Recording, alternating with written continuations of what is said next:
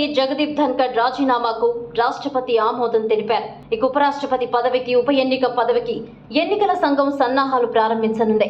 అయితే ఇప్పుడు బీజేపీ పెద్దల దృష్టిలో ఉపరాష్ట్రపతి పదవికి ఎవరు ఉన్నారన్నది సస్పెన్స్ గా మారింది. పలు పేర్లు ప్రచారంలోకి వస్తున్నప్పటికీ ఒకే ఒక్క పేరుపై ఎక్కువ చర్చ జరుగుతోంది. ఆ పేరు బీహార్ సీఎం నితీష్ కుమార్. బీహార్ అసెంబ్లీ ఎన్నికల్లో గెలవడం బీజేపీకి ఇప్పుడు ఓ సవాల్గా మారింది. సుదీర్ఘ కాలం అధికారంలో ఉన్న నితీష్ పట్ల ప్రజల్లో వ్యతిరేకత కనిపిస్తుంది.